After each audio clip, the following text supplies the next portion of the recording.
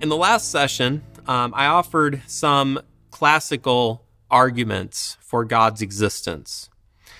We talked about the cosmological argument for God's existence. We briefly talked about the argument from design and the moral argument for God's existence. In this session, I want to give a little bit of a different argument for God's existence. I want to build this argument actually on a particular book of the Bible. I believe that the book of Ecclesiastes in the Old Testament is an apologetics book. I believe it's an apologetics book because the whole book is a prolonged argument concluding in the final chapter, a prolonged argument arguing not just for God's existence, it assumes God's existence, but really arguing for the fullness and the completeness of following God with your life. Many of us know the story of Ecclesiastes. It was written by Solomon, King Solomon, as an old man reflecting back on his life. And of course, Solomon in his day, Solomon was one of the wealthiest, most powerful, wisest men who ever lived. And it says all throughout the book, especially if you go back and read Ecclesiastes 2, he says, I denied myself nothing. I was in a position where I had the ability to, whatever I wanted, I could get it. If I wanted pleasure, I could get it. If I wanted to build a palace, I could build a bigger palace than anyone else. If I wanted entertainment, if I wanted women, if I wanted wisdom and learning, I could get whatever my heart desired. And he says, I denied myself nothing. Whatever I wanted, I gave it to myself. But he concludes, again, as an old man looking back on his life, he concludes, what was it all worth? What did it all mean? And he uses this word about 30 times throughout the book of Ecclesiastes to describe this life of denying himself nothing. He uses the word Hebel in Hebrew. Hebel. It's translated in different ways. Older translations might use the word vanity. Newer translations use the word meaningless. It was all meaningless. All of it. It was all Hebel. It was what he calls a chasing after the wind. The way that I like to describe or define Hebel, what that word actually means, I like to point to cotton candy. Hebel is like cotton candy. So you think about cotton candy. Cotton candy, it's big, it's fluffy, it's colorful, it's very, very seductive, especially to young children. And you see this big, fluffy ball of cotton candy, and you think, oh, that's really going to satisfy me. That's going to be awesome. It's going to be so good. And your kids are begging for it. And so they're whining for it. And so just to pacify them, you put your $4 down, you buy the cotton candy. And what happens as soon as you put cotton candy in your mouth? Well, what happens is it evaporates. It disappears. And that's really what Hebel amounts to. Hebel is like cotton candy. You see something in the world and you think, oh man, that's really going to satisfy me. That's really going to make me happy. If I just have this one thing, if I could just pursue that one goal, if I could just accomplish that one goal, if I just can attain these things for my life, then I'll be happy. Maybe then I'll be happy. And we take it in and we consume it, and almost as soon as it passes our lips, it evaporates. It's gone. So much of advertising is built on this notion of Hebel. Every year a new cell phone comes out, and every year we're told, if you just buy this new phone, your life will be incrementally happier. You'll be incrementally more satisfied than you were before with your old phone. And it's all designed to make you question whether or not you're truly satisfied, question whether or not you're truly whole. And the way to become whole is by purchasing this thing.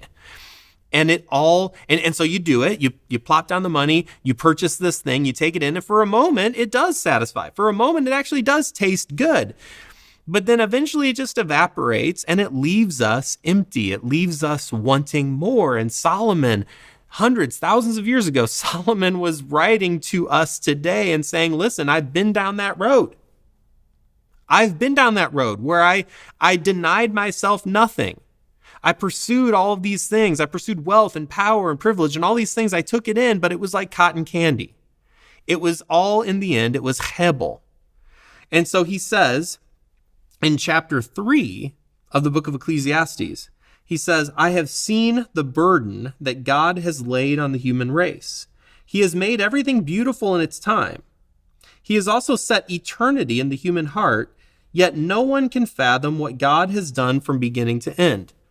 So what Solomon seems to be hinting at here is that we all are designed by God with a longing for eternity, for a longing for meaning, something that goes beyond this world. It's been placed into us. It's been hardwired into us by God. But yet the way that we pursue that, meaning is so often with the things of this world. And the things of this world are never capable of satisfying the eternity that God has placed in our hearts.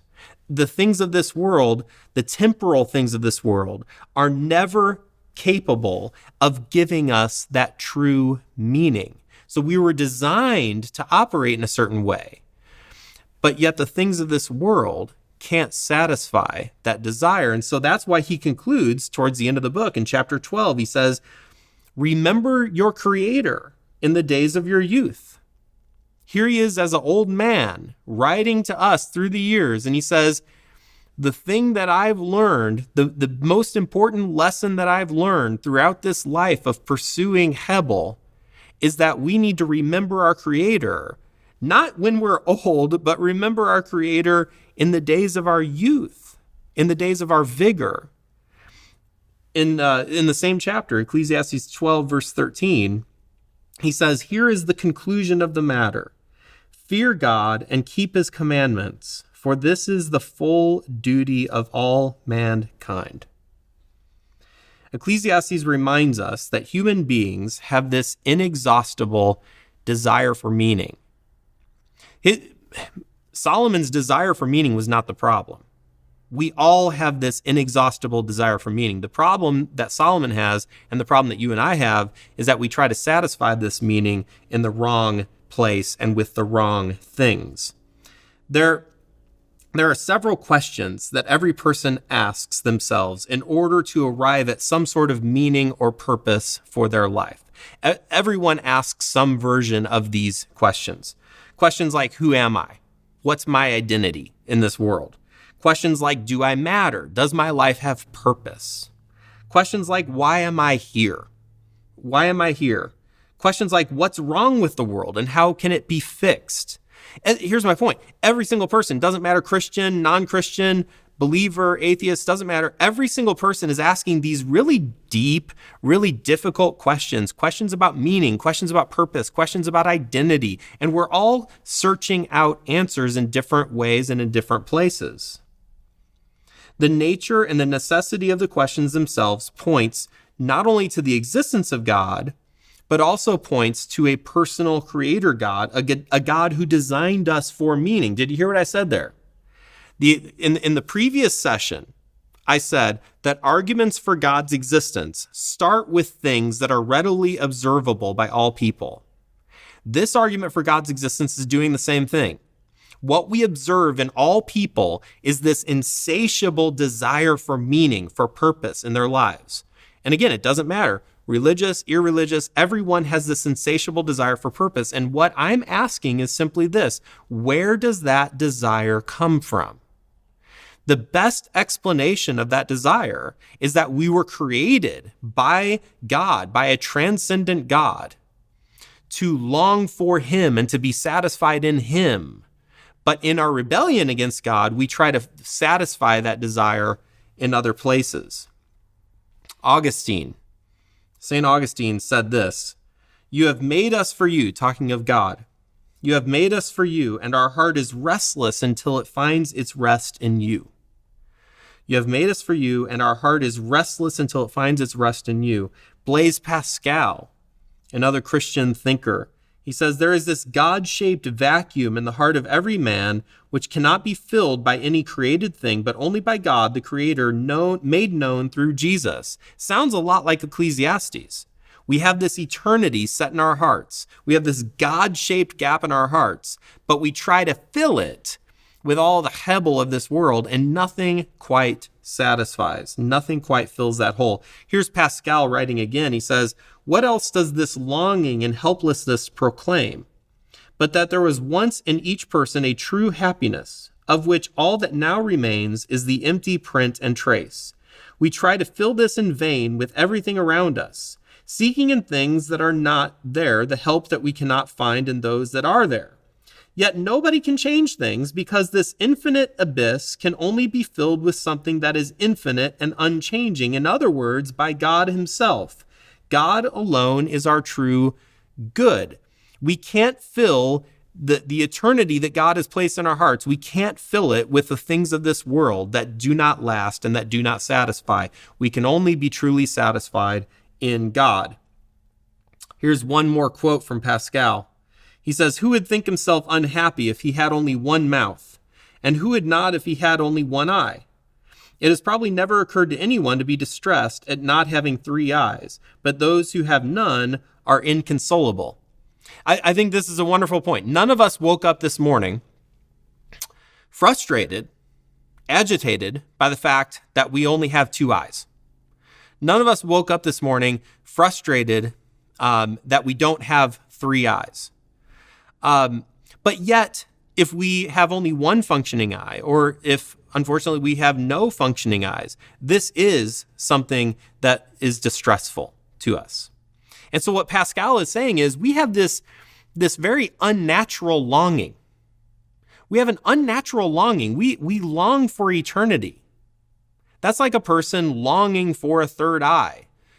It doesn't make a whole lot of sense. And what he's saying is this longing that doesn't have any other explanation in this world. This longing actually points us to the existence of a creator who wants to have a relationship with us. C.S. Lewis puts it this way. He says, a man's physical hunger does not prove that man will get any bread. He may die of starvation on a raft in the Atlantic. But surely a man's hunger does prove that he comes of a race which repairs its body by eating and inhabits a world where eatable substances exist. In the same way, though I do not believe, I wish I did, that my desire for paradise proves that I shall enjoy it, I think it a pretty good indication that such a thing exists and that some men will. A man may love a woman and not win her, but it would be very odd if the phenomenon called falling in love occurred in a sexless world. So what C.S. Lewis is articulating there is what I call an argument for desire. An argument for desire. It would be very weird to experience hunger in a world where food doesn't exist. And this is what Ecclesiastes is also showing us. We have this hunger for meaning. We have this hunger for purpose. It would be very, very weird, and I think impossible, to live in a world where we have this appetite for meaning if meaning were impossible. If it were impossible to actually have a meaningful life. N.T. Wright, who's a New Testament scholar, he puts it this way, and I found this helpful in the way that I think about this argument for longing. N.T. Wright says that there are what he calls echoes of Eden that live on in each one of us. We long for things which are ultimately unattainable in the world. N.T. Wright lists 4 of these such things. These are longings that all people have. I'm going to write them up here on the board. He says, we all long for justice. We all long for things to be made right. All people long for justice. We also long for what he calls spirituality. Now, spirituality is, another way of thinking about that is that spirituality is the longing for transcendence, the longing for an experience that goes beyond this world. We all long for spiritual experiences. He also talks about community. We long for relationships, deep, abiding relationships. We long for community. And then fourthly, we long for beauty. And here's his observation. All people have these longings. There are no exceptions. All people long for justice. All people long for some sort of spiritual experience, community, beauty. We all long for these things. We all work for these things. But in working for these things, what we find is we always fall short. We fall short in our dream of justice. We fall short in our pursuit of beauty.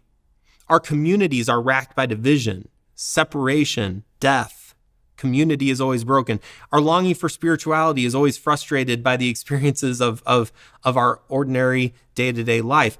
But we still long for these things. We still work for these things. And N.T. Wright, I think, makes a brilliant point that in these longings, connecting it back with Ecclesiastes, these longings are pointing us towards this insatiable desire for meaning that we try to fill up with all the hebel of this world, but can only ultimately be filled up with God. And I think it's not a standard argument for God's existence, but I think it's a powerful argument for God's existence because it starts with not things that are necessarily out there in the world, but it starts with the human heart, something that all of us have experienced. And it just asks the question, if we have these longings that cannot be satisfied or filled by anything in this world, then maybe what that means is we were created for something else. We were created for something bigger, and we were created by someone who wants to know us and love us and provide us with true meaning in our lives.